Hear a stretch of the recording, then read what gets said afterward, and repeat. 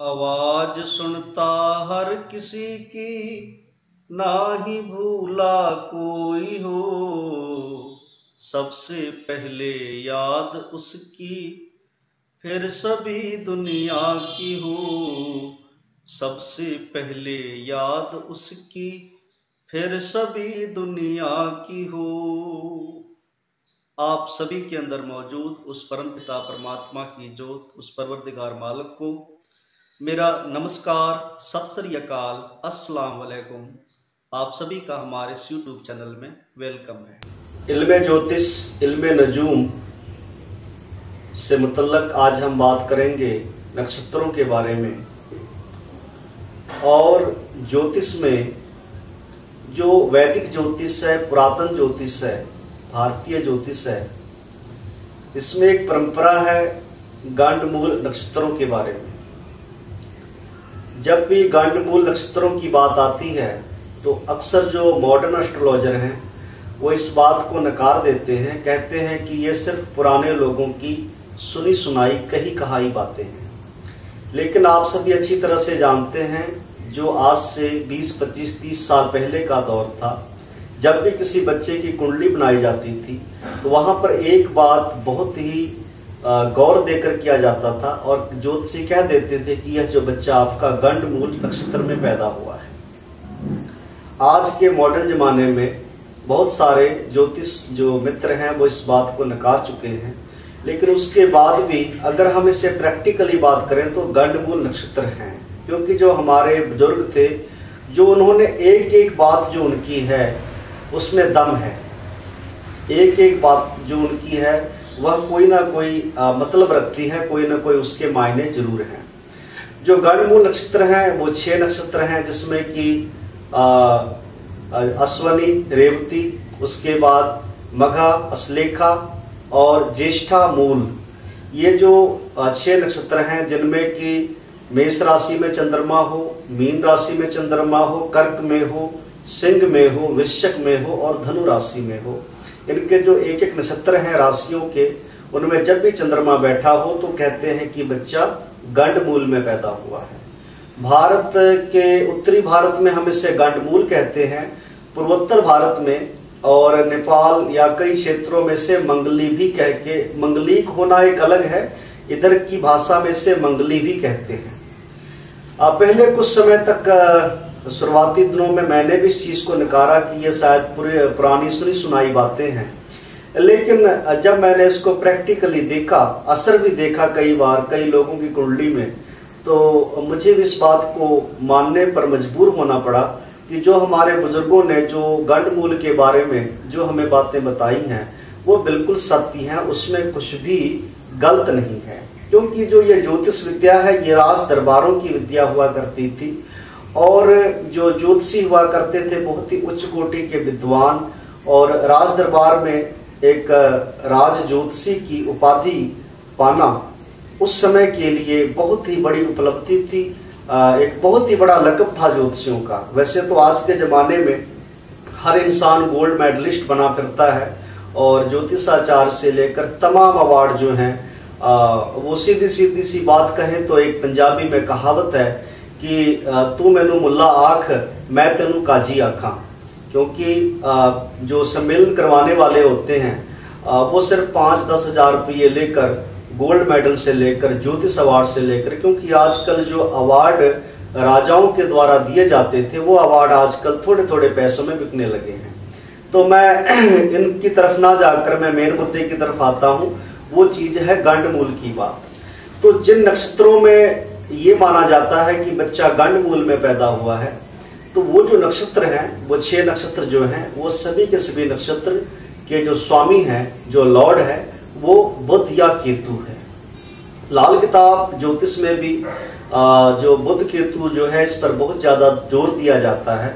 तो जब भी हम गंडमूल कुंडली को देखते हैं तो गंडमूल कुंडली को देखते समय एक बात को हमें जरूर ध्यान में रखना है कि वो है बुध और केतु। अगर बच्चा गंडमूल, इंसान गंडमूल नक्षत्र में पैदा हुआ है तो उसकी जो कंडीशन है वो इस पर अप्लाई होगी कि बुध और केतु कुंडली में कहां पर बैठे हुए हैं। अगर बुध केतु कुंडली में अच्छे घरों में बैठे हैं, शुभ घरों में बैठे हुए हैं, तो उस नक्षत्र में पैदा हुआ इंसान बहुत ही तरक्की करेगा, उससे कोई प्रॉब्लम नहीं आएगी। अगर ये जो नक्षत्र में बैठे हुए इस राशि में चंद्रमा बैठा है आपका मीन में, मेष में, हालांकि इसमें भी जो है वो सिर्फ चार चरण जो एक नक्षत्र को दिए गए हैं वो सारी राशि गंडमूल नहीं है, उसमें जो चार चरण है वो हिस्से ही नक्षत्र के ही गंडमूल में कहलाएंगे। तो उनमें सबसे बड़ी चीज है कि हमने कुंडली में ये देखना है, जो इसका सीक्रेट है वो ये है कि हमने देखना है कि बुध केतु कुंडली में कहां पर बैठे हुए हैं। अगर बुध केतु अशुभ हैं तो गंडमूल नक्षत्र में जो पैदा हुआ बच्चा है उसको इसके बहुत ही ज्यादा बुरे असर मिलेंगे। जो पुरातन जो हमारे बुजुर्ग थे, जो लोगों ने ये गंडमूल की जो एक रूल जो है वो हमारे सामने पेश किए हैं, इनका कोई ना कोई कारण है। तो इसका जो मेन सीक्रेट है वो हमने नक्षत्रों के स्वामी को देखना है कि बुध केतु किस घर में बैठे हैं, किस कंडीशन में बैठे हैं। और इल्म ज्योतिष, इल्म नजूम लाल किताब में भी गंडमूल नक्षत्रों के बारे में तो कोई जिक्र नहीं है, लेकिन बुध केतु के बारे में जिक्र जरूर है। अगर बुध केतु इंसान की जिंदगी में डिस्टर्ब हो, वो बहुत ही मंदे ग्रहों में बैठा हुआ हो, तो ऐसे में इंसान की जिंदगी जो है वो बिल्कुल ही खाना पूरी का नाम हो जाता है। तो इस बात को हमने गंडमूल जब भी देखना है तो इसके साथ हमने ये भी गौर करना है कि वो गंडमूल जो कुंडली है उसमें बुध और केतु, क्योंकि गंडमूल के जो नक्षत्र हैं इनके जो स्वामी हैं, जो लॉर्ड हैं, वो बुध केतु हैं। तो बुध केतु की जैसी पोजीशन होगी गंडमूल में वैसा ही फल मिलेगा। कई बार गंडमूल में पैदा हुए इंसान बहुत ही ज्यादा तरक्की करते हैं और बहुत ही रुतबा हासिल करते हैं, और कुछ लोग गंडमूल में पैदा होकर भी रुतबा हासिल नहीं कर पाते, और जिसमें ज्योतिषी उन्हें कह देते हैं कि आपका जो जन्म है वो गंडमूल नक्षत्र में पैदा होने के कारण आप पर बहुत ज्यादा परेशानियां हैं। वैसे गंडमूल जो पुराने दिनों में देखा जाता था उस समय तो ये भी कह देते थे कि जो उसका बाप है वो 40 दिन तक बच्चे को ना देखे, और जब नक्षत्र जब दोबारा उसी महीने में आता था तो उस नक्षत्र की देवते की पूजा की जाती थी। अगर किसी इंसान की कुंडली में बुध केतु डिस्टर्ब है और वो गंडमूल योग में पैदा हुआ है, तो वह कभी भी जब भी चंद्रमा उन नक्षत्रों में आता है, गोचर में आता है, तो गोचर में भी ये उपाय किए जा सकते हैं। उसमें उपाय ये होंगे कि जो बुध या केतु के जो तुलादान होता है, यानी कि उस इंसान के जितने शरीर का वजन है वो अपने शरीर के वजन के मुताबिक बुध या केतु दोनों में से जो चीज है, किसी भी ग्रह की जो मुतल्लक है, उन चीजों को वो धर्म स्थान में अगर उसे दान कर देता है, जहां पर भंडारा चल रहा हो, लंगर चल रहा हो, वहां पर अगर या अनाथ आश्रम में या किसी वैसी जगह पर दे देता है, तो भी गंडमूल नक्षत्र में हुए दोषों से इंसान का छुटकारा हो जाता है। ये जो चीज है, मैंने इसे लाल किताब एस्ट्रोलॉजी और वैदिक इन दोनों को मैंने मिलाकर ये कंक्लूजन निकाला है, और इससे मैंने प्रैक्टिकली भी सही पाया है कि गंडमूल नक्षत्र जो होता है उसमें जब इंसान पैदा हो, इंसान को परेशानियां आती हैं, लेकिन उसके साथ ही जो उसके राशि स्वामी हैं, लॉर्ड हैं, बुध केतु को भी मैं जरूर देखता हूँ।